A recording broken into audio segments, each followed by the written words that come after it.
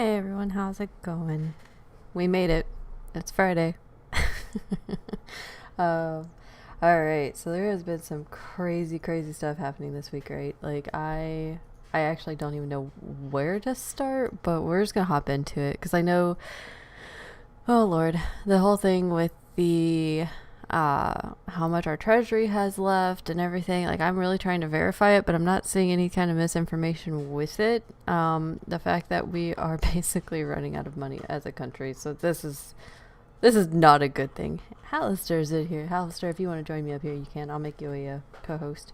Um, but yeah, I am actually not 100% sure what to say on this. Like, I mean, I don't know what else we can do in this instance with our, governing officials. Like, we've been kind of screaming at the top of our lungs through Twitter and YouTube and everything else saying, excuse me, you're fucking up a little bit and we need to get this fixed. And um, I I really don't know what else we can do, right? Like, I mean, besides like literally like going and trying to um, plead a case, I guess, to the Supreme Court or something. Like, can we have new people represent us? I guess like they're not acting in our best interest, right? They are not acting in the best interest of the country, and this is not a question of if, it's now a question of when we run out of money and who that affects. And you know as you guys know, like my mother actually just applied for her social security, so it's pretty awesome that she's actually able to do that. And my stepdad is on social security, my husband gets VA benefits, so yeah, our household is very much affected by this. And we have a lot of active duty friends that are still in. We have other veterans that are, they get their VA payments and whatnot. So we know a lot of people that will be affected if this is just ends in disaster, right? Like, this is and we I know people have said like, oh, that won't let that happen, they've let it happen numerous times and our country has never run out of money. So what makes you think they'll just keep paying people if we don't have it to give? So um I would say, if they can't, I mean, I hope they're working through the weekend. They need to be working through the weekend. I mean, they just had, what, 6 weeks off? They need to be working through the weekend to get this figured out, so that we don't run out of money by Tuesday. Can you imagine that? Can you imagine that? The powerhouse that is the United States running out of money, out of our treasury. Like, it's not like just, I think people forget that July 31st was the cutoff on this, right? Like, we kind of start relying on the treasury to start footing the bill in July. We're almost through September. The fact that they made it through this far, I'm impressed, actually. So I this isn't good. And then you have everything with Evergrande, right? We all know, we kind of are up to date on Evergrande and how they got a very slight bailout. I think China's letting them just fall. I mean, if anybody knows how China is ran when it comes to businesses, like, no one actually owns their businesses. Like, it is owned by the city state, and they have mass control of everything. So it is just kind of a mess. Dave, yes, what's going on? I was just going to say, between the whole debt ceiling thing and the Evergrande thing, and all of us making a whole bunch of noise to all of our politicians and all of that, I kind of think the walls are closing in on the politicians in general at this point. And part of the reason it's all happening is because everybody's making noise. The U.S. Treasury bonds are tanking right now. And I have this sneaking suspicion it's because a gigantic wealth transfer is about to happen right now. And the country really doesn't know what to do in the case of this situation, because a whole bunch of people that have a whole bunch of money are about to lose that money. And they are going to go from being very solvent things to being very insolvent things. And yeah, the fireworks are about to start cracking off. And I just wanted to throw that out there right now because it's about to get exciting. Like, and I don't say that because I'm hoping for the collapse of the U.S. economy. I'm American stuff, but like, it's exciting because we saw this in 2008, and a lot of us couldn't do anything about it because we were young. A lot of us that were old enough to do anything at all were inexperienced at the time. Now comes full circle. We saw it happen. We learned from the situation. We're not letting it happen again. And like, things are kind of collapsing around us, but at the same time, the interior, the people themselves are kind of fortifying in the situation. And overall, you see the politicians going crazy. You kind of see the government kind of, they're knee jerk reacting, as to where you have all the rest of us that are just kind of buy and hold and wait it out, because we know something's going to change very, very soon. But Oh, yeah, that's all I really wanted to throw out there. You can take me off being a speaker now. oh no, you can stay up here. No, it's fine. No, I think you're absolutely right. I have actually been very excited about this, in the sense that, there is going to be a massive wealth transfer. Halster, do you have something to add into it?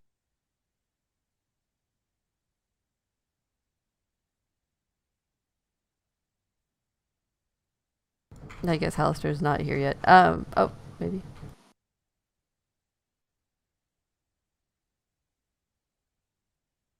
Okay. So yeah, but no, I do believe, Dave, you are absolutely correct that we are going to be experiencing like the biggest wealth transfer ever. And no one knows how to handle this at all. Like, it is just complete craziness. And, it's, I don't think the economy knows what to do with it yet, because it is going to be one of those funny instances where you're going to have people that come into a lot of money. And as if everybody's been paying attention, we've been walking you through how to keep your investments safe, right? We've been walking it through, don't just go and splurge and just piss it away. It's been, you know, be smart, get a hold of, these people, your accountants, CPAs, attorneys, anything like that, that can actually safeguard you from yourself, essentially. But you also have people that are going to be, building businesses, giving back, doing charitable work, doing all kinds of amazing things. So, while, yeah, the economy and everything that's going on might look bad, it won't be for long. I really have a big feeling that it maybe a year, maybe 2 years, because everything has to redistribute itself and recorrect itself, and people are going to have to kind of get into their new feeling of having wealth and being responsible and whatnot. So I don't think it's going to hurt as bad as it, they're going to make it seem. And this is part of this article, my two articles, right, that I've been writing. It's all going to be like, they're going to portray it as, oh my gosh, the Redditors, the memesters, whatever, they've ruined our economy. It's just going to be doom and gloom, blah, blah, blah. They're not seeing our side of this. They're not seeing that the people that are getting ready to have this wealth, that are going to have the wealth transfer, we're not going to go shove it off in Cayman Islands or off in, offshore accounts and just let it sit there. The biggest difference between us and them is that we're actually going to spend the money. We're going to buy things. We're going to build things. We're going to, give back. And that just gets the money circulating all over again. Instead of just letting it sit in a bank account and build up to 100 some odd 20 billion trillion dollars. I don't even know. It's stupid. Like, no one needs that much money. No one needs that kind of money, right? I mean, if you have enough for like 3 generations, I think that's enough. I might be completely retarded in that sense, but if you have $120 billion, what the hell are you going to buy? Like, I mean, whatever. I'm off that soapbox, but I do think it's going to be a good thing. I think this is going to be a very awesome turn of events for the world, because yet we do have to remember, it's not just the United States in the stock market. We have people from all over the world invested in GameStop and AMC, and we'll have more international investors, people from the States investing in real estate in Europe or Australia or wherever, and vice versa. So, it'll be interesting. I'm excited to see it. Alistair, are you back? Do I need to kick you down? Invite you back up. So yeah, I don't know. Like I'm very curious to see what it is. Space is crashing, I think. Is it really? Can you guys hear me still? Oh. Can you guys still hear me? Yes? No?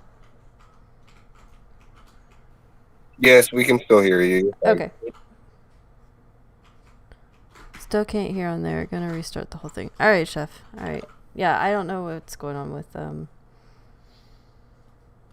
Wait, here we go. I think I'm finally good. Can you hear me? Yep, I can hear finally you. hear you. Yeah, what's going on, Okay, Hollister? cool. Yeah, my phone was going crazy. Sorry, I missed the last couple of minutes. So. Oh, it's no worries. You've heard my rants before. Just how it's just gonna be epic. I am very excited for what's to come. I really but yeah, like I said, they're gonna paint it as bad as they can. They're gonna make us out to be bad, and that's why I'm wanting to do my two different articles. What I believe that they're gonna say, and just kind of beat them to the punch. And then what's truly going on here, like what we've actually accomplished and the great things that are to come. So just so that people kind of start getting a feel for what they might see. Because, I mean, it's gonna... anyone like, myself or Trey or anybody that's like that, we already get it. Like, we already get that, hatred of, oh, you're leading people astray, you're just trash, blah, blah, blah. We already get that. But the average person, I don't think, has gotten worn down to the point of seeing that yet. And I don't know. Like, it's just a little social experiment that I'm going to try to see. But yeah, Halster, what you got for me? I don't know. I mean, I've seen a lot of interesting stuff the past couple of days. I think probably a lot of us saw that really odd print yesterday on AMC. I know I posted that, like the $64 buy, like in after hours, just kind of out of nowhere. And yeah, that was really weird. Like, glitch if you want, but I mean, a print's a print. I mean, what, like, because they bought what? It was around 10,000. I think it was around 10,000 shares. Because that was my filter anyway. I mean, I was filtering for over 10,000. Yeah. So, I mean, like, it's either a whale or somebody got margined. Like, there's no reason for that. Yeah, I mean, that may be off topic, but I mean, I found that really interesting. What about, how about Burry's subpoena? Yeah. Oh my gosh. So I'm really happy that somebody tagged me in that. I don't remember who it was. I think it was Tony, maybe. But yeah, that was kind of insane. The fact that he got subpoenaed, and I'm wondering. I wish he could have released all the names. I really wish he could have, because it would have been great. But let's see. No, it was JK. I'm kind of jumping right in. We're going from really high macro to specific things. Yeah, no, I'm kind of all over the place tonight. It's cool. JK Link, I'm sorry. It was you that tagged me in that. But yeah, a subpoena has been issued to Scion Asset Management LLC in the above referenced investigation pursuant to a formal order entered by the United States Securities and Exchange Commission in the above referenced investigation. I have enclosed a subpoena pursuant to Rule 8 of the Commission's rule relating to the investigation.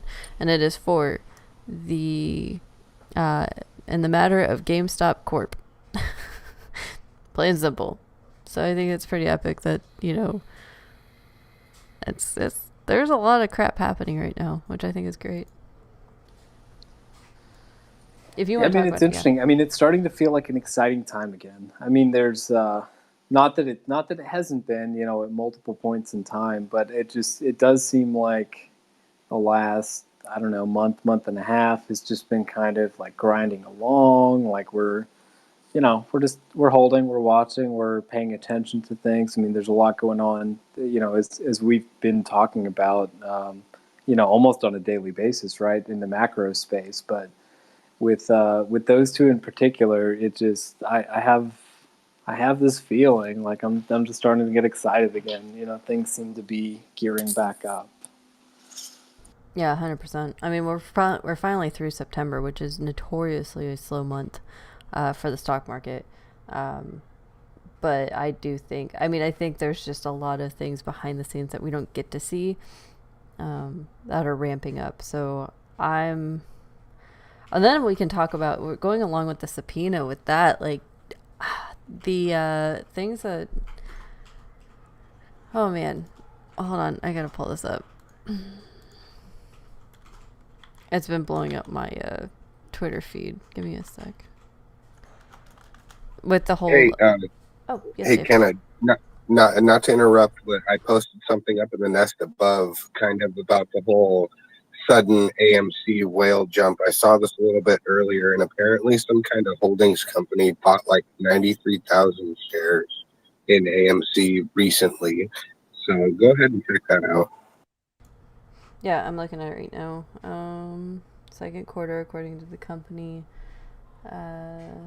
Most recent 13F filing with the SEC. 16,275 shares. That's a good chunk.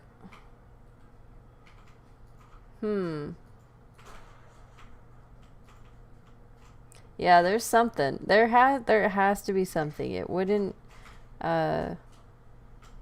we wouldn't see that kind of movement if there wasn't something to it, right? Like if there wasn't, I mean, I know like there's some people that are not for AMC, and that's fine. That's fine. But there is something to AMC. There has to be, you wouldn't have these different investments and these whales and types of things coming on in and out at least of it if there wasn't something there. So I'm not sure. What I do know, I did read, this was interesting, this is a little fun fact, that now the point that we're in right now with the short squeeze, you actually want more retailers in it than the institutional buyers, because the institutional buyers could, as we've seen throughout, sell off, and it could actually short, delays everything and whatnot. So, I did see a few things that, reading through GME DD and reading through some of the AMC stuff and what people have been posting.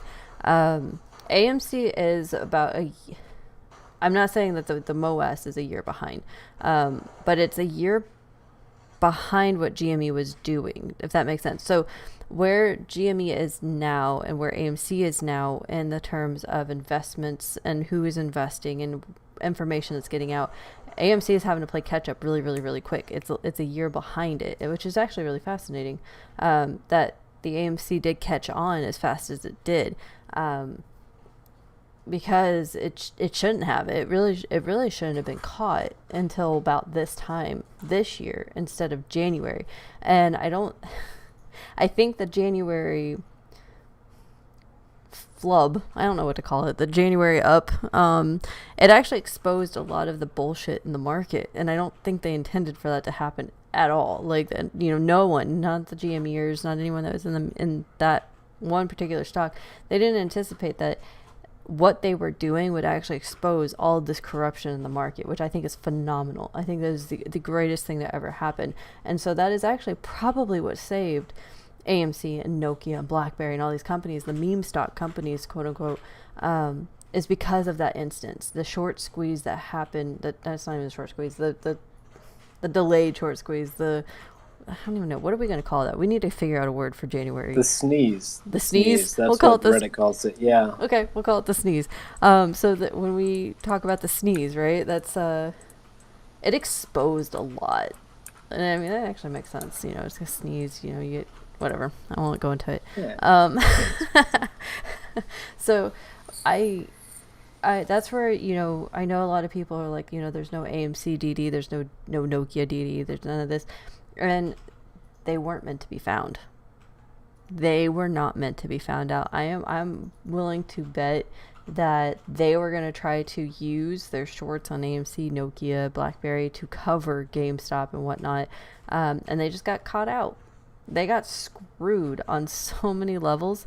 And so that's where it's like, I don't disregard any of the meme stocks because half the market is shorted to oblivion.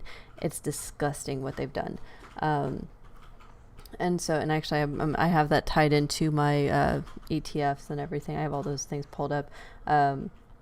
I'm not going to bore you with like 1,000 SEC files. I'm just going to give you simple Fintel data that people that understand and can easily read, because I'm just not going to dive into the SEC files.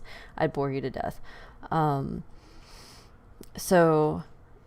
yeah, half the market's shorted. They got caught out, and I think it's amazing that Wall Street Bets, DFV, these guys, they were able to get this going. It's phenomenal. It is incredible what's happened. And so that's where I don't disregard them. I don't disregard any of the meme stocks. They're each their own individual play by their own merit. Well, yeah, and I mean, even the meme stock label kind of gets me a little bit, because I don't know. I was talking with my brother about this a little bit earlier, but and I don't have facts to back this up, but I mean, just from what I've seen lately, I believe from what I've seen that, I mean, there was restricted buying from a lot of the brokers on some of those others, like your Nokias and your Blackberries and things like that. And like when you look at those stocks even now, like the way they're valued, I mean, I have some shares in Nokia. I don't have a huge position, but I have some.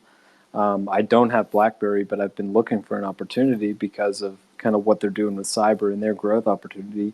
I mean, those guys, where they're sitting right now, they're not unfairly valued, and I mean, they're decent plays in their own right. And for me, I don't know, to call all these things meme stocks, it's just kind of, it's disrespectful, right? I mean, it's one of those things where the mainstream media has gotten on top of it. I mean, my news feed from Fidelity is filled up with these things that are like, oh, here's what Wall Street Bets is buying today. Wall Street Bets is looking at BlackBerry. They're looking at Palantir. They're looking at this. And it's like, it's like, I can't believe this is news from a broker, right? Like, you're just sitting here reporting on a daily basis about what, quote, Wall Street Bets is doing, and you're calling these things meme stocks and doing it. It's like, it's creating a false narrative, like in my opinion, to kind of detract from what's going on.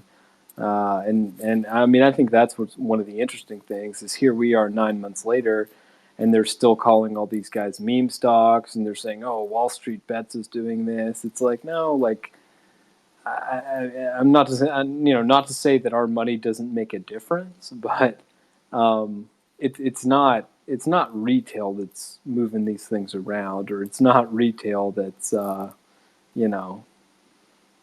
engaging in price manipulation schemes. Oh, you mean we're not the ones dropping all these stocks $10, $20, $50? No? No, I'm just kidding. No, I don't think so. Yeah, it's all those paper hands, right? Yeah. All those paper hands. We got some weaklings around here. No, but I highly doubt that, guys. I highly doubt that one bit. So I do have this.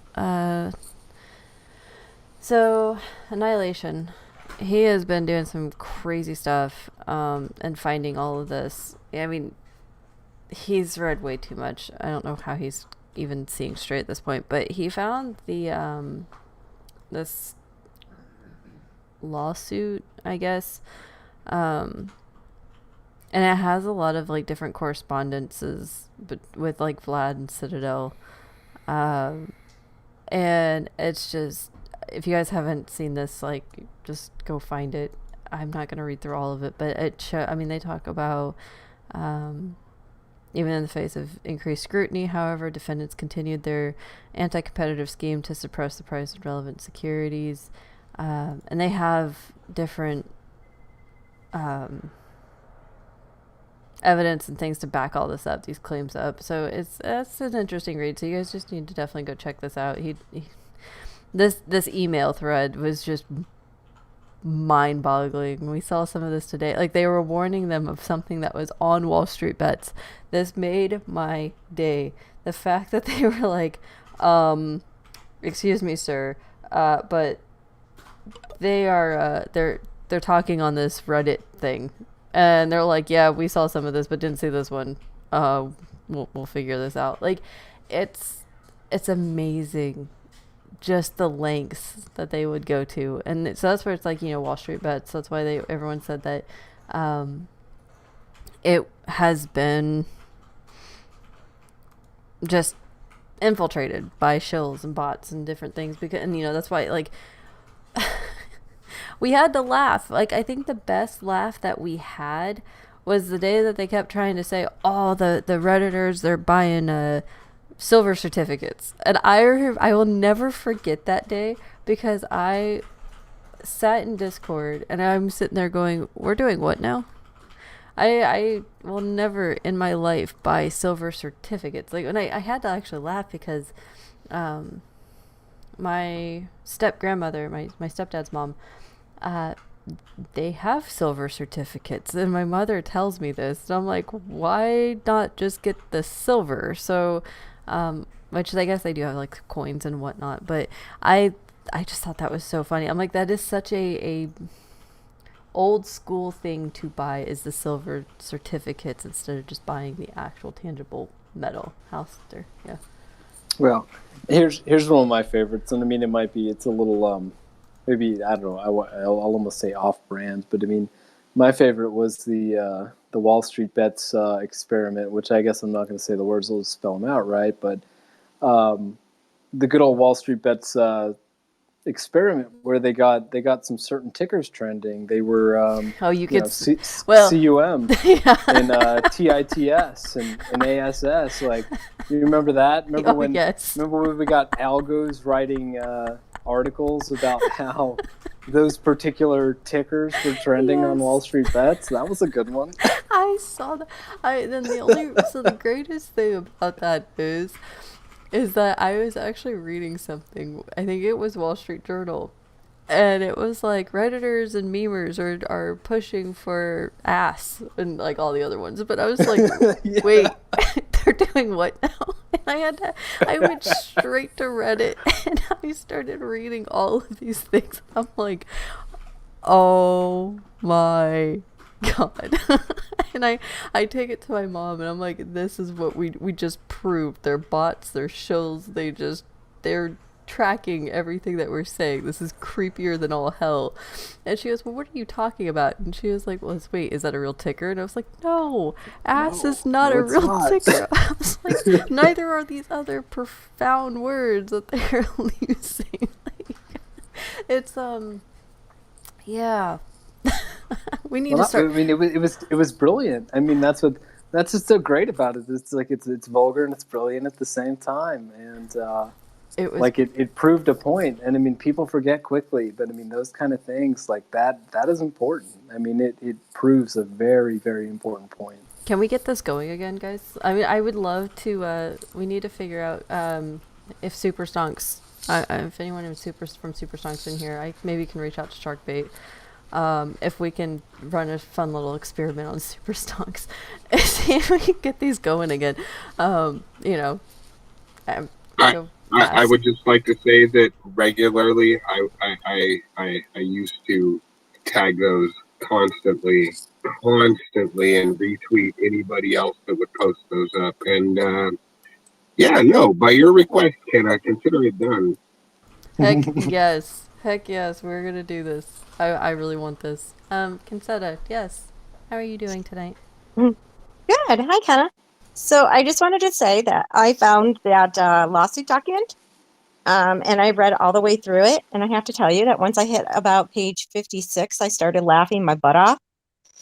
When I saw the screenshots of the cell phone, and it made it very clear that Vlad and Kenny lied under oath, and they have proof that they lied under oath and that there was collusion there. And prior talking before taking that play button, that sell button off and buy button off, buy button. I'm sorry. So anyway, so I just thought that was funny, and I think that everyone definitely should take your time, go find it, read it. It'll open your eyes so much more, and you'll laugh a lot like I did. Yeah, so that's all I wanted to say. Thank you. No, yeah, no, it is something that you You're definitely welcome. should read, and it also, I mean, it'll make you laugh, and then it'll just make you really pissed off for like a good Well, hot minute. yeah, of course, but I think for me, the reason why I laughed was the validation. The validation of going, yeah, this is what we've been shouting, and now everyone's going to see it soon because they're going to know you lied under oath, you know? So that was it. Yeah, no, 100%. I just don't understand it. Like, it's, if they would have just let it happen in January, do you realize that the pain and suffering that they're feeling right now would not actually be happening? Like, people would have been okay with like $1,000 per share. They would have been okay walking away with that.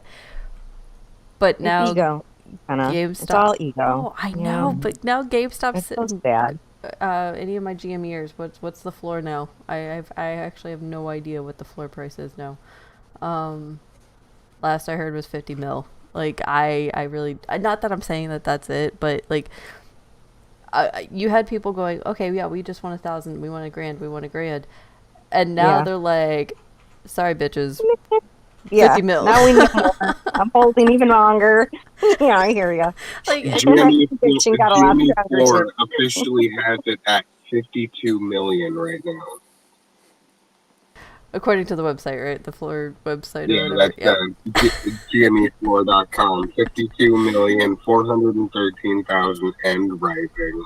So I think that means it's officially at 75 mil for some people, because somehow it's always been like 25, a quarter million more than what the floor. And this is, again, not me encouraging. This is nothing to do with that. It's just a fun thing for me to see, because we don't know.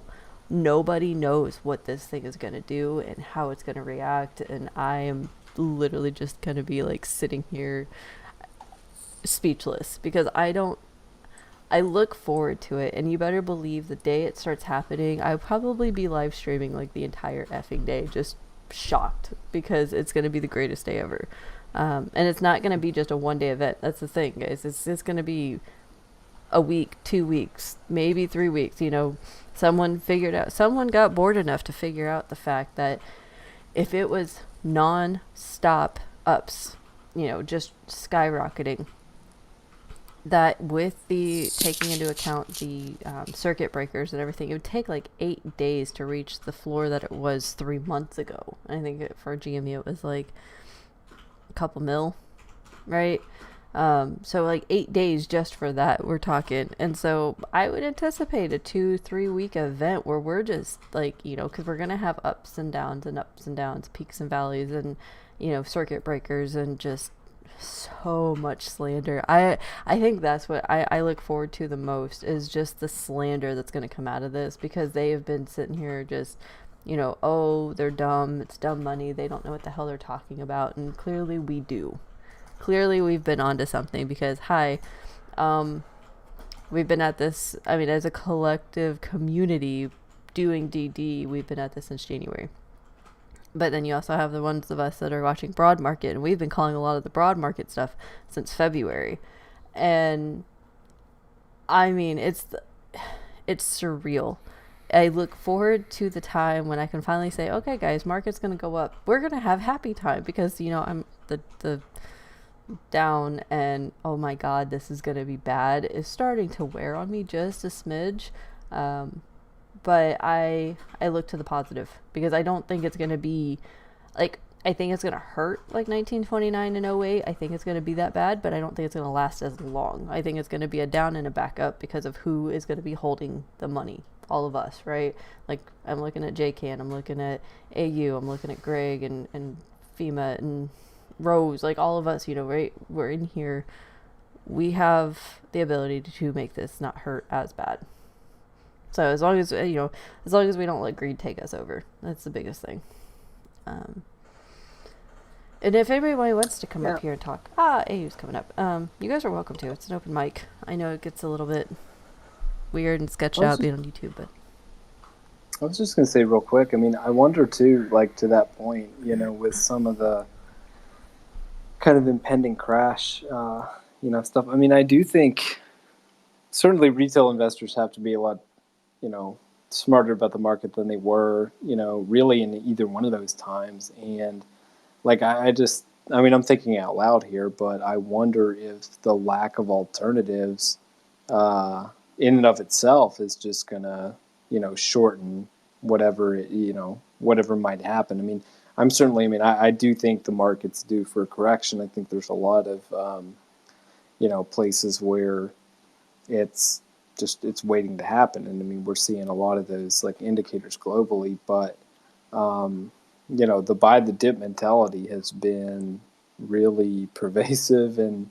a really strong play like these past couple of years. I wonder if just the way that investors behave in general, at least the educated ones, um, you know, might help to shorten that cycle. Just because, I mean, it's everybody knows. Like, I mean, you've seen Ken Griffin talk about it. You've seen everybody, talk about market psychology, the way the algorithms are working. I mean, we know that there's certain forces that are kind of, working against us. But I mean, if you having that knowledge is really important. And I just wonder if like the lack of alternatives in terms of like bond yields and interest rates and everything else is going to, continue to push money back in the market, even if it does, hit that point. Well, here's my thoughts on this whole situation. Sorry, jumping in so late. I just didn't realize you were on having the call. But things have changed, and I'm going to date myself. I'm 53. I was day trading back in '97. Y'all probably heard me saying this before, and I'll just repeat it again. Is when I had to rush home and get up on dial-up AOL, get into the system to do your thing. The difference between then and now, and even back, even take it before the internet, is you've got a group, you've got Twitter, you've got Reddit, you've got pick a social media platform where everybody's talking and everybody's comparing notes and everybody's showing their hand and figuring it out collectively. We didn't have that back in '97. I was on my own, or I take that back. We had 12 guys in a shop on a computer trying to figure this thing out. And we were limited on the information we were getting. The information we have now is bar none, top notch. The picture is painted. Had we known that information back in '97, doing the day trading, we've been actually a lot more successful versus today. Now back to the whole crash thing. My spidey senses were going up 2.5 years ago. Just where's the money coming from? How are we buying houses for in my area for $750 million? The median income's nowhere near that amount, to sustain that. How is this possible? Well, now we're starting to figure it out. We're here.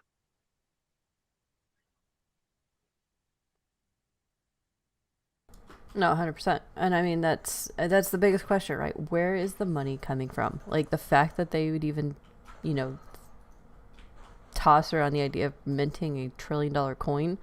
Like, you can't, it's not Monopoly here. We're not playing some board game. Like, this is real life and it has real world consequences. And, that this is the biggest thing that, I tell the community, and I hope that 1% figures it out very quickly. The fact that real world consequences. You fuck around, you're gonna get hurt, and you're not just gonna hurt yourself. You're gonna hurt a lot of people.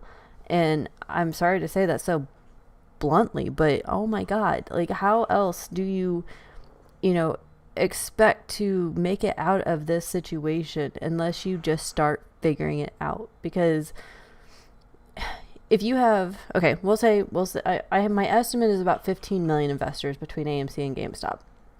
About 15 million people. If you have at least half of them doing DD, telling you all the time on Twitter, like, you can sit here and track our algos, right? Like, we're pumping up random ass tickers, but you can't catch on to the fact that we're, disheartened all the way around the world going, what are you doing? You're not picking up on that yet? Like, I have no idea. So, like, AU, if you can figure out where they're pulling this money out of, like, I will applaud you. We've actually, they're printing it in their basement. They've got a printer in their basement, cranking it out, and it's written up by the Fed. They're allowing them to do it. They're making it. They're making all this money. It's ridiculous. It is 100%. I You know, I cannot and believe. if Go ahead. and if any of us in this space were cranking out money like these guys are cranking out money, we'd be in jail. Oh God, yeah, we would have been in jail years ago. I mean, I the fact okay, the fact that it costs more. Here's a fun fact: costs more to make a penny and print a dollar bill than those damn things are worth.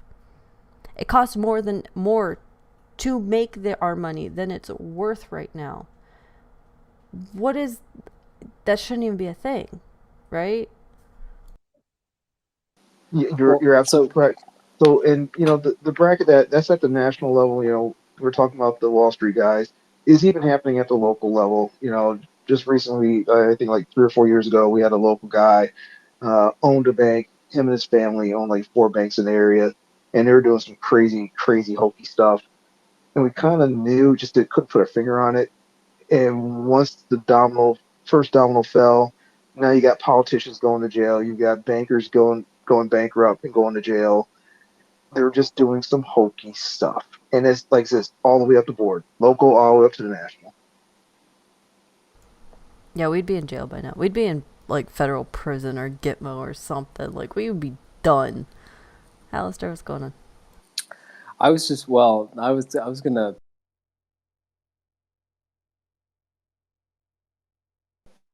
build up your point a little bit. I mean, it may have been like 3 weeks ago at this point, but I got an email from my bank, which is not. They're one of those that I mean, it's a regional bank. It's fairly big, but it's not. It's not like a Bank of America, Wells Fargo, or anything like that. But it was basically an email saying, "Oh, hey, um, we're short on coins, and coins are not circulating, the way they used to. So we've removed all our fees for processing coins and stuff like that. You know how like normally like banks in the past few years, like they won't just go in and like roll quarters and stuff like that anymore or whatever. It's like they charge you for it the same as those little like coin machines and stuff like that. They were like, we've removed all our fees. Like we need to start using coins again. Like they're in short circulation. So bring in all your change and we'll roll it for you for free and blah blah blah blah blah." I thought that was interesting. Maybe they're trying to collect some of the little bullion that's left in there. Well, and that's actually really funny because we have a little piggy bank, I guess you could call it. It's something my mother made. It's like wood and glass and everything. Um, but we actually were going through the pennies because we do collect like old pennies, and we found a few that were actually like 1959, 1962. Like they were. It's really interesting to feel the difference between the years of a penny, right? I mean, you can do it with a nickel and a dime. They all kind of do the same thing, but a penny, right? You think of how light they are. We had one from 59, 76, 89, and a brand new one, 2021, right? And the 2021 one felt like nothing compared to the 59. I was like, there's nothing in this. This is literally just colored metal at this point. I don't even know what kind of metal you're putting in this, but there's nothing resembling a penny in there. Eileen, can't wait for MOASS. No, I can't either. It's gonna be interesting. It's definitely one that I'm very happy that our daughter is the age that she is. Like she's alive and she'll be a part of it. But at the same time, she's gonna be asking me like for years to come, be like, so what actually happened? How did this work and whatnot? So it'd be really cool. We would be about to get out. What, Eddie? Hey, Ghost Note, what's going on? But yeah, I don't know. Like this is, and it's we actually we don't take our coins to the bank. We don't cash them in at the bank. We actually use them like out in real world. Like if we want to go get something like a drink or something, like we'll actually take our coin out and we will pay in coin. And like it's actually really funny to hear people like these cashiers or whatever, they're like, oh, thank you, I was like getting ready to run out of pennies or something. So it's kind of a funny thing to do. But yeah, it's a like a once a month thing. Well, because like my husband will take all the change out of his pocket or whatever, and he'll just put it in our little piggy bank. And at the end of the month or whatever, we'll go and get drinks or something, just random. We'll pick a place and be like, okay, let's go kill them with coin, and they're usually set for like a week or so, so it's kind of fun.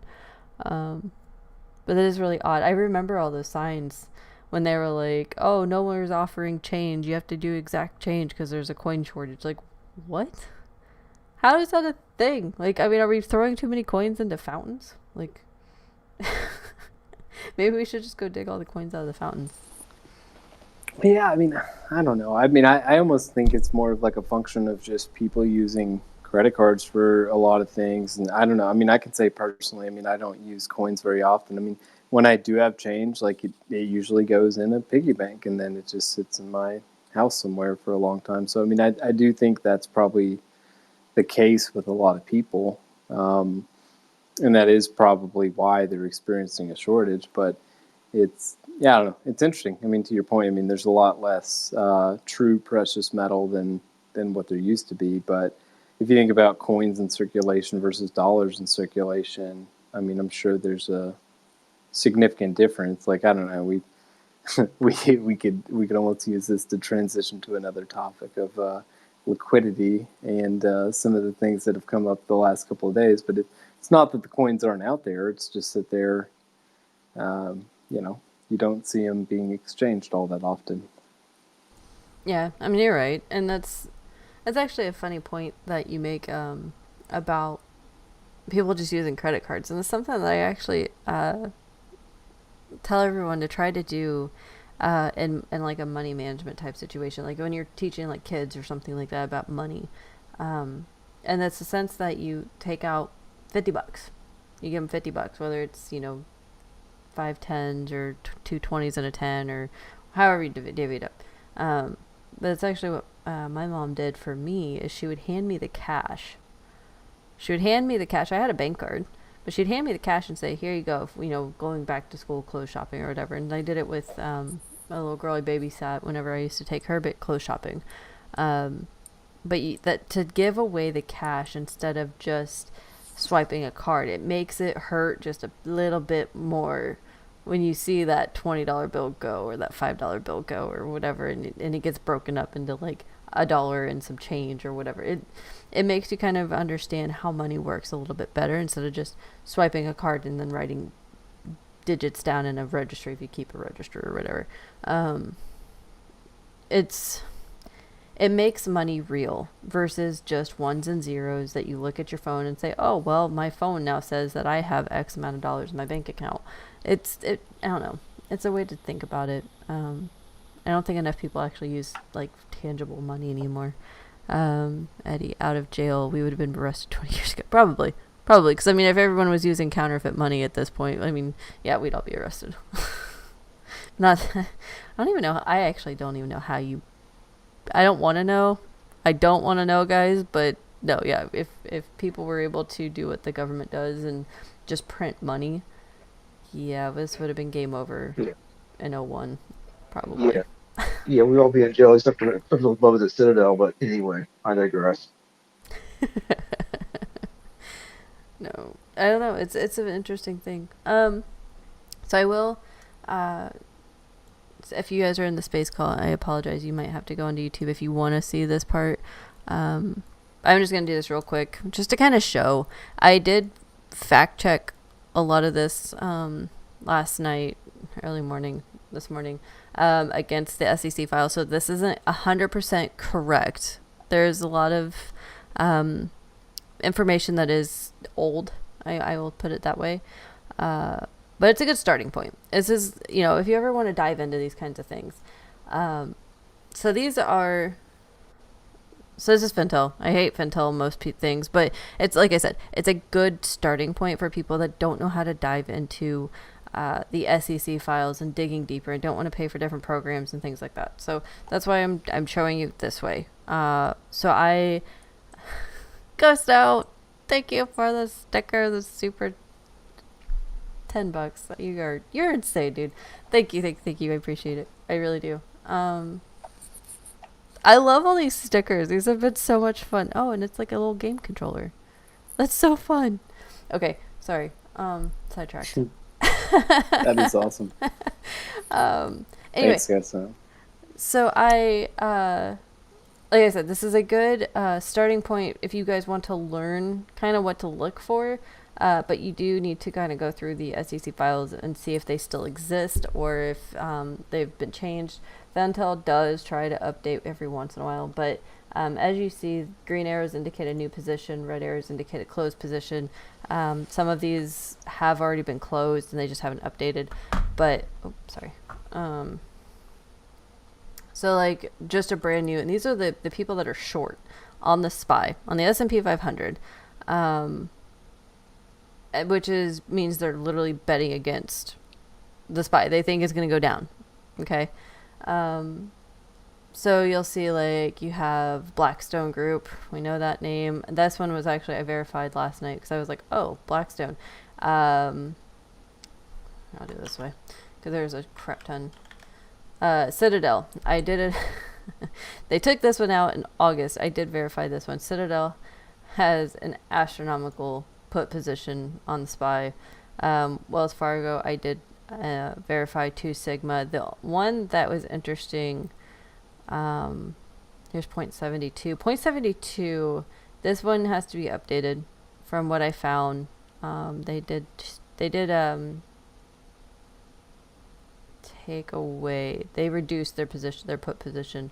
0.72 did last time I checked. So yeah, I mean, and this is what I'll do. So this is everybody, for the most part, what Fintel is reporting. This is only through August right here. That's as far as back as I'm going to go because July gets a little bit more finicky when it gets to relevant information. But yeah, since August, this is pretty much all the put positions that have been placed on the S&P 500. So we'll go from, yeah, so here, 8-2. Like here's Pinnacle. Let's see. There's Citigroup.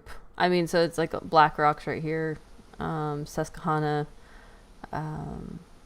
JP Morgan. So yeah, it's a lot of them. A lot of different names that you would recognize that have added or at least kept their positions. A few have reduced it down, but not very many, which is kind of incredible. So that's just the puts on the SPY. So that's literally people betting against the SPY to go down. So then we have real estate, REK, Citadel Advisors, Morgan Stanley. These were just taken out at the end of August. Susquehanna, this one needs to be updated. I can't remember which way it goes now. My brain's pretty much done. UBS. So these people are betting against the housing market. SRS is another. Real estate. Again, Morgan Stanley. Citadel actually took theirs out. Citadel, yep. So yeah, they basically, from what I was figuring, is that they basically took their position from here and put it into REK. So this is one that this is an inverse to the SPY. Morgan Stanley, these are just newer ones. So end of August, Morgan Stanley had bought a position into the inverse 2 sigma. Citadel kind of hedged themselves here in the fact that they bought shares. They have a call and a put option. So, but they have more of a call option position than they do as a put position. So, yeah, Susquehanna is heavy on AMC too. Yep, it's interesting. But yeah, so I've looked into all of these, and I can post all these. These are all the same tickers I said last night to kind of look into S&P, more of the real estate. So yeah, if you guys want to kind of see that, yes, they are heavily betting against our economy right now, it's a thing. It is definitely a big ordeal at this point. You can look it up with like FINRA or Wheel Watch or anything like that too. Maybe we can have unusual whales pull up some stuff and see what his stuff's bringing up with it all. So, but it's very intriguing to see the fact that, and these are things that I've been watching since, like I said, February, that people have been betting against the economy, and oh, it's not good. It's not good at all, guys. Um, but yeah, What I'm still trying to get my mind around is the fact that they they've done what they've done. They shorted all these stocks, and now they're hedging their bets, buying puts, buying calls, buying a combination of fear of, in anticipation that if this thing does squeeze off, and then they're going to try to write it back down to make money. There has to be a buyer on the other side. Somebody has to be buying. Somebody has to sell. Who's going to be left holding this bag? Who? What bank? Because all these banks, they should know what's going on and what's going to happen. So oh yeah, who's going to be left holding that hot potato? I'm actually very curious to see that one too, because I this is where I tell a lot of retailers, like, the inverses are very dangerous to play in. You can learn to ride them down. I learn how to ride the economy down, because that's something that we all need to learn, and that's something that it's for a later time for BullHouse to bring up. But start looking into it, because that is going to be the next play, right? Is getting into real estate when it goes down, whether it's going into the inverses or actually buying the actual real estate. Like, that would be my play. My play would be to buy up real estate when it's crashing, and that but that's not me being predatory. That's literally me because of how I am. My goal is to actually have, buy the real estate up from the banks with cash from MOASS, and then make it livable. Make people able to live in it easily, It's the instead of like the it's high rents that we see. Yeah. it, it's the next logical step. Again, watching 2008, I actually went down to the courthouse and watched a couple auctions just to see how things were going right about 2009 or 2000. No, yeah. About 2008, 2009. Went down and watched a couple of sales down to the courthouse. Actually went down and checked out the properties. My only thing that I would recommend, based on some of the properties that I looked at, and this is just close to my neighborhood. I went down, looked at one home, and you could see that, as, from my eye, I could see there's foundation issues. And I started calculating exactly how much would have to be put into this house to get it up to snuff. And then a guy comes walking out from one of the neighbors. Oh, you're going to buy the house? Oh, he has foundation issues. He has this, has that. You got to replace the roof. He was going to do this. And I said, I caught those things and went down and watched them sell the house on the court steps. It was cold. It was rainy, but you got to have, cashier's checks, certified checks. I don't know if you can have cash or not, but you got to have the funding in place to do the biddings, and they'll check you on in and watch the whole process go. But that is the next logical step, is real estate. It is not being predatory. That's just the nature of things. It is what it is. Yeah, 100%. And that's I am such a softie. And this is probably going to be my downfall. But I'm also looking at multifamily units, apartment buildings and things like that, because it's like, I want people to be able to have a home. Yes, you have people that are just, they're scummy. Like, that happens. And people, that's whatever.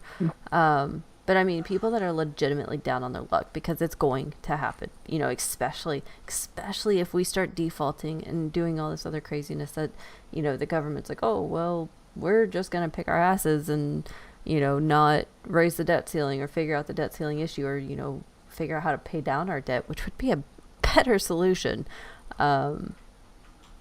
People are going to lose jobs. My plan is, Yeah, people are going to lose jobs. yeah, People are going to lose their homes and everything. it's going to happen. But my plan is, because I got 3 kids, they're all adults, they've all got their college degrees, they're all moved on and doing their thing. I've helped them, finance them to get their shares in these meme stocks, as they're so called. But create a corporation, a master corporation or a master entity, have them have their own, and buy a multifamily dwelling for each one of them, or go into business with them to get the thing funded, get them moved in, have a real estate manager, and just start making more money on top of that money. So that plan's already laid out and ready to go. But you got to have your plan now. Start visiting, start looking at those properties. Yep, 100%. The Yeah. money will be there. Yeah, I mean, it's definitely attractive as a, dividend-esque investment. And I mean, that's one thing. It's like I'd much rather see it go to, people like us that are, looking ahead, like thinking about the value, like waiting for the right time to buy it and all that, as opposed to, some of these big firms. Like it's been it's been a little while since I've heard about it, but I mean, one of the things that really, really legitimately concerns me is like BlackRock and some of the other firms that are buying up real estate and are going to continue to buy it up, obviously, as it continues to go down, because it's I don't think we're that far off from becoming, a nation of renters. I mean, to a certain extent, we may already be, but I mean, it could be much more widespread. I mean, you'll look at, which I'm sure, um, I can't see your entire name, so I apologize. But I mean, I'm sure you have more insight, into this than I am. But I mean, you look at home ownership over the past 20, 30 years, you look at the prices of real estate and the way that, wage growth has been relatively static. I mean, I think there are fewer homeowners now than probably there ever have been before. And these firms are ready to swoop in, when the prices go down, because there aren't, more attractive assets for them. So, I will I mean, tell you this. yeah, go ahead. I will tell you this. That scenario I told you about back in the 2008 crisis. Mm-hmm. The Black Rocks and these larger corporations, they're going in and looking at these homes, and they're doing a quick inspection on them. They're not picking up the ones that need a lot of work. Like that said, I'm not a carpenter, but I do a lot of stuff. I know a lot of things. I can eyeball things. They're not going to go in there and buying the ones that need foundation issues or major structural damage, uh, major repairs. They're going and trying to get these ones that are turnkey, minimum work, and get somebody in there. So you'll be going up against that mentality, the big guys, and the ones that House was telling me about. And I talked to some of the guys that were out there. Um, they're smaller. They're one offs. They inspected a home. They pay a fair price on it, and they know what that cost is going to be to get that thing up and running, and how many months it's going to take to get it up and running. So you're going to be very conscientious of that. Other things, I've rented my house out before. I'd do it again. I'm going to be doing it again. But get yourself a good property manager. You want to divorce yourself of the situation, because I remember being out in Texas. Oh, hey, I just lost my job. I just got laid off. Uh, uh, uh, 3 months later, I got broken windows. You know, babies running around in diapers out in the winter. Uh, Carpets jacked up. You name it. Holes in the wall. BBs. Not having that professional real estate agent looking out at your property. So that's my only advice to anybody. You get yourself a good property manager. Do not try to do it yourself. That's really good advice. And I will add to your Yeah. guys' comments about these big institutions that are buying up, like Zillow. Zillow is one that we really need to keep our eyes on. Like that's, it's actually a reason. Like when Hambone became a real estate agent here in Florida, um, he started seeing this whole thing with Zillow and like how they were hiring real estate agents and all this other stuff, and like now you can use like do financing through them. Like they're basically an all-in-one, and they're actually, you know, making it to where you really don't need a real estate agent. Like you could do like virtual walkthroughs. You could let yourself into some of their homes and whatnot. Like it's really screwed up, and they're buying these houses, and when Zillow buys them, um, they're also not showing what they bought the house for or previous purchase prices. So, you know, people are kind of getting blindsided when they do buy the houses from Zillow, which is something to keep an eye on too.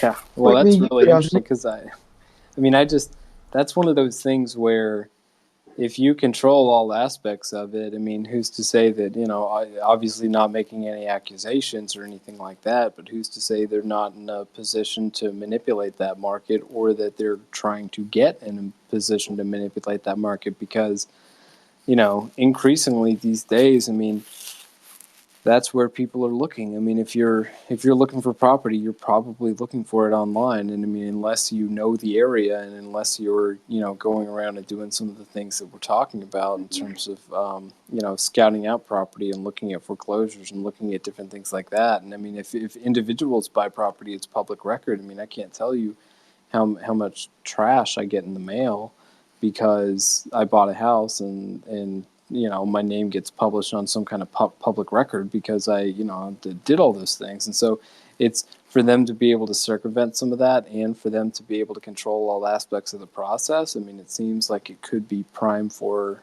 manipulation. I don't know how they could get away with doing that, because any home sales, they've got to transfer the deed over.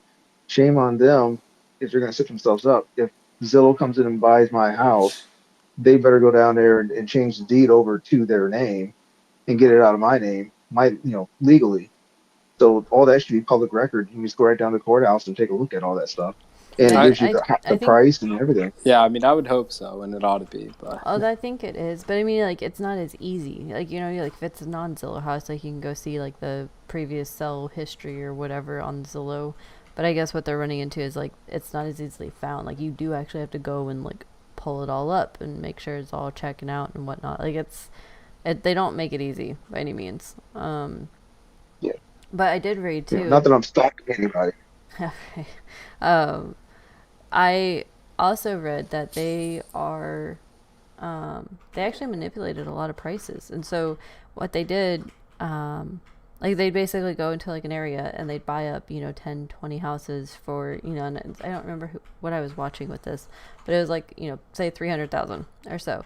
And or maybe it was 30 houses. It was 30 houses. And on that 31st house, they'd offer 340,000 for whatever the next house is. And so now that just messed up the algorithm and what the houses in the area are worth. Well, because this house now sold for 340,000, these houses that they paid 300,000 for have now just increased in price, based on the value and whatnot. And so now these houses that they just bought for 300,000, they can sell for a higher point because of that house that they bought for 340,000.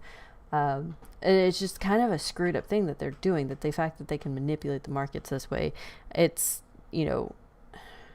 this kinds of things need to be brought to light, like that kind of manipulation as well. Like, it's in the same sense of what they do with the stock market. And the whole, oh yeah, we're going to pump this one up, or oh no, we've taken a short position, so now we're going to short and distort and whatnot. And so it is so mind-boggling that until everybody in the community wakes up, this is going to keep going on. I don't think we'll be able to stop that. I mean, it's the nature of capitalism. But other venues or other things I'll be looking at when this thing kicks off, and looking at the properties.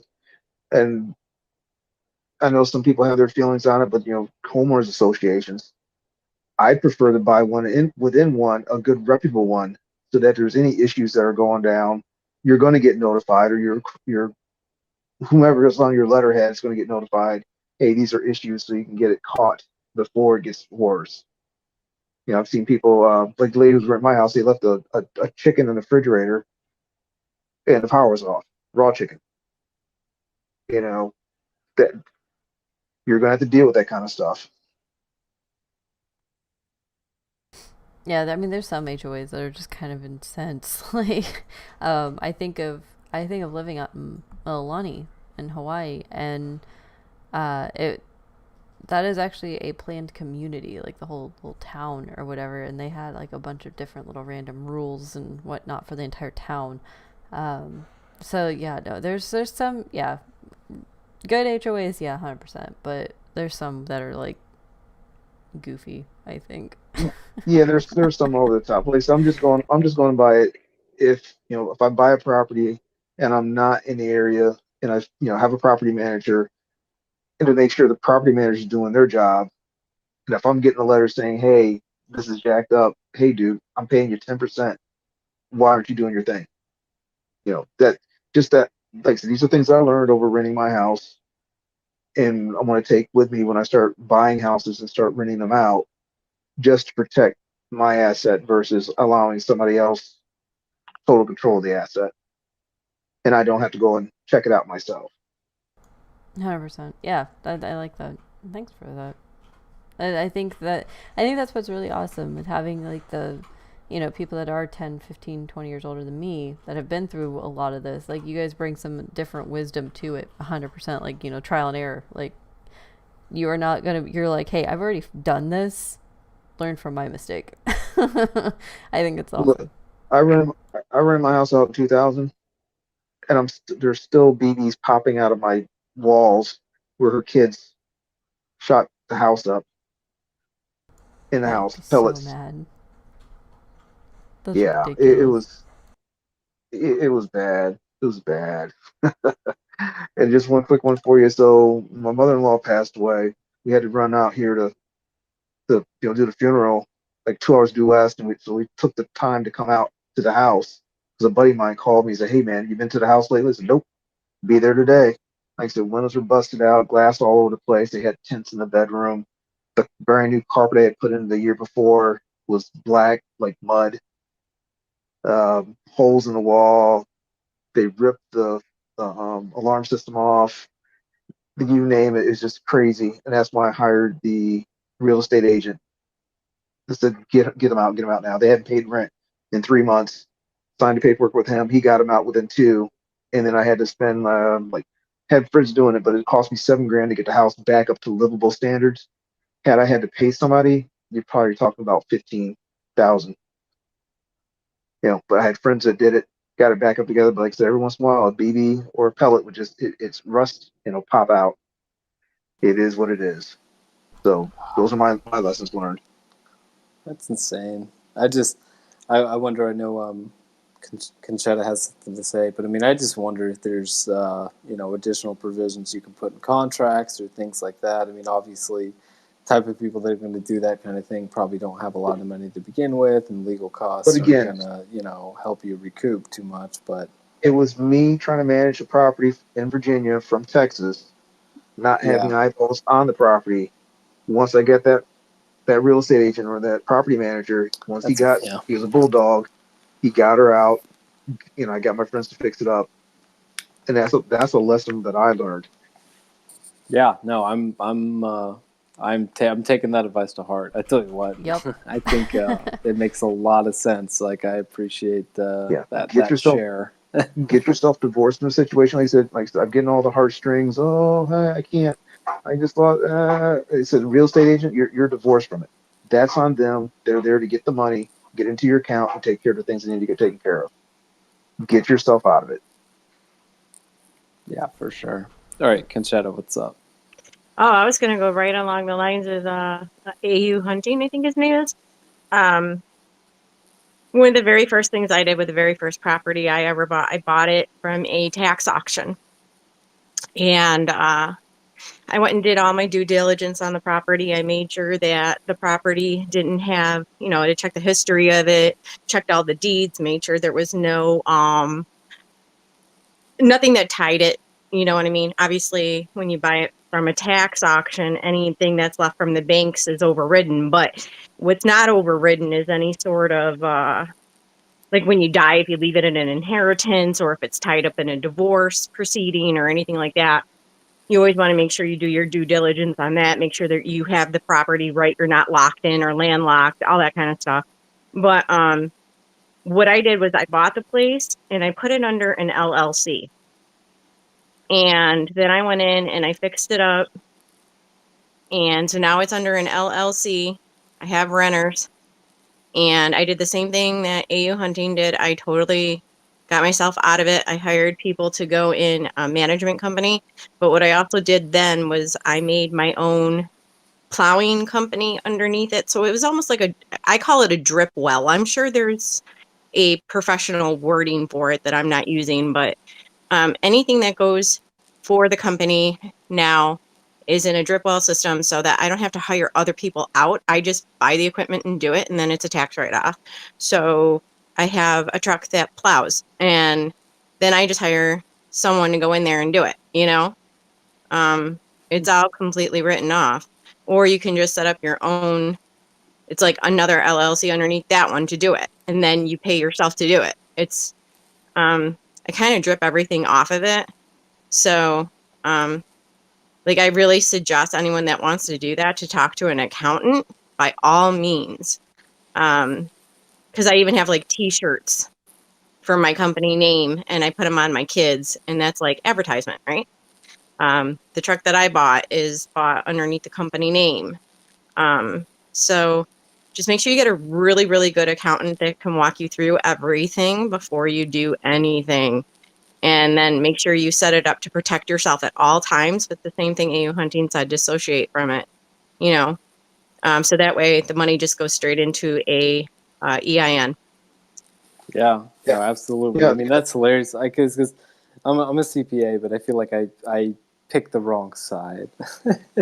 I went into like corporate auditing and stuff like that. I did like I've done like financial statement audit stuff for like public companies, and I mean I work in internal audit now, but I didn't get into the tax side quite so much. And man, as much as I don't like tax stuff and corporate structure, I feel like that's the place to be. Yeah, I Yeah, will I'm tell gonna you make this. sure I leave it too when I die. I'm gonna make sure I leave it in a trust for my kids. That way, well, my daughter, not my son, because my son has disabilities, and that'll take away from his SSI and stuff like that. But for my daughter, I'm gonna make sure that I leave it in a trust fund, so that way she doesn't have to pay inheritance tax too. So you always have to make sure that you really look into everything before you do anything. Yes, Yeah. you're totally right. And like I said, what I'm gonna have my structure is like, so I'll have the parent company. My three kids will have their separate companies. They'll buy the houses underneath theirs. Everything reports back up to the master company, and have it set up so that everybody's going to die. It's going to happen. But when I die, you're an officer on the board. You move up and dictate all this stuff, and have it set up just right, so you don't have to worry about all the crazy tax liabilities and inheritances and probate and all that crazy stuff. But second note is, even if I buy a property and it's my next door neighbor or the house right next to me, they won't know that I own it. I won't. That is none of their business. It is what it is. I'll have my company taking care of that business and doing that thing. I don't want it. You won't even know me.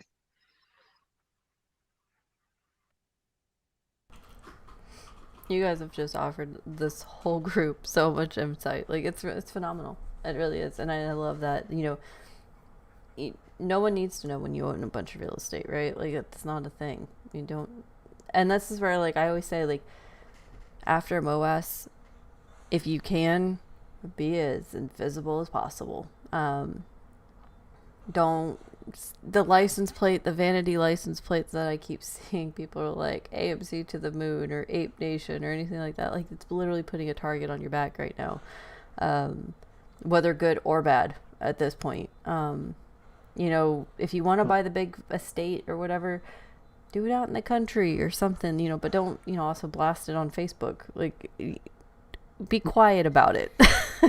I'm not telling you don't go buy. Blend in the woodwork. Yeah, I'm not telling you don't go buy the fun stuff because well, go buy the fun stuff, go enjoy life or whatever. But just be quiet.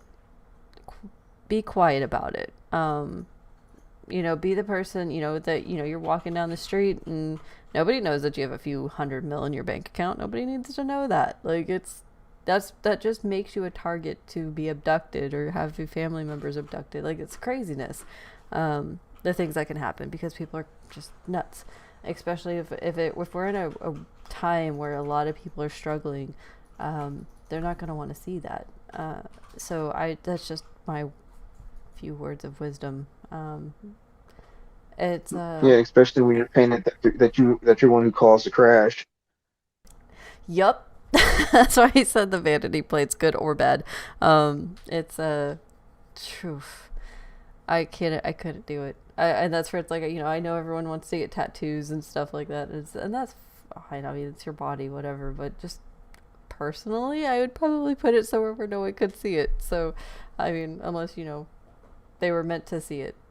If that makes sense. Don't like put like a rocket ship on your forehead. That'd be weird. I know somebody's already done it. I don't know. I'm sure someone has, but I don't know. Just think. That's the biggest thing that we can do, is just make sure everyone keeps thinking and using their logical brain, because we're in a very logical time. But I do appreciate everyone being on tonight. It's been an amazing conversation, and we covered a lot. We covered a lot of information. Tomorrow is Saturday. Tomorrow is Hambone's night, which I'm excited about. He has some good stuff that he's talking about. That will be in Discord.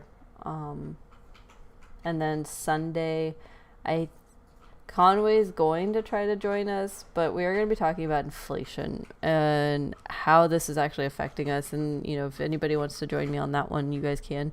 But we're going to be focusing on the inflation. On here or Discord, kind of? This will be on Twitter Space. Okay. Yeah. I still can't figure out Discord. Yeah, that's fine. A lot of people can't. If you guys need help, just let me know.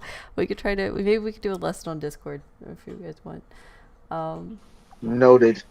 Yeah, no, I'll help with that too. I feel like Discord's way easier. The Twitter Spaces get me, but happy to help with Discord for anybody that needs it. But yeah, I'm excited. That's awesome. Conway coming on. Yeah, that'll be good. He's phenomenal. Oh, and for those that have been requesting, Houston, Wade, and I have finally touched base. Finally, we are going to be working together on a few different podcasts. We just have to get our schedules synced up. But yes, that will be happening. Whether it's on his podcast or the BullHouse podcast. Maybe we'll just do alternate. One day we're on his, one day he's on ours, and there's a few other hot topics that we're going to be talking about, which are phenomenal. There's a lot going on that's in the works. Unusual Whales will be doing a takeover, I think. Do not quote me. I have to. It'll be like Renzel and the Unusual Whales group. It's going to be a bunch of them doing a takeover in 2 weeks. Not this coming up Tuesday, but the next Tuesday. So it's there is a lot to be excited about coming up for the BullHouse. And I might have to delay the magazine by 5 days. It won't be on the 1st because I'm still adding in some submissions that people gave me. So that's been a fun thing to do. Yeah, that is pretty much all the big announcements. Alistair, do you got anything for everyone? I don't think so. I think like you said, we covered a lot. I pretty much laid down all my new stuff at the beginning there. So that's awesome. Oh wait, heat in front. I'm going to go work for Vince McMahon as the masked GME, and I'm going to body slam the opponents of GME Richard Poor. Wait, what? Vince McMahon, WWE. Oh, I don't. I just showed my name status.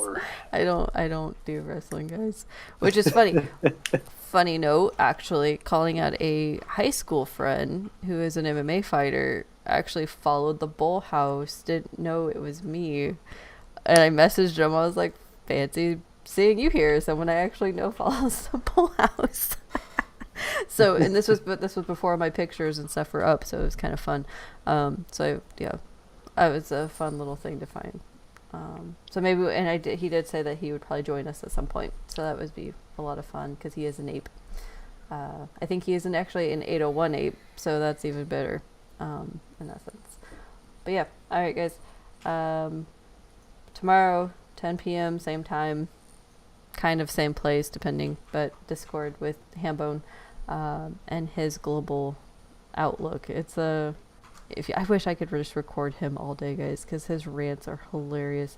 I keep telling him he needs to just stand up, but he's not having any of that right now. Sorry. All right. I'm out of here. I'll try to get the Discord thing. Thank you. Yeah, not a problem, guys. If you need help, just reach out, okay? All right. Good night. Thanks, everyone.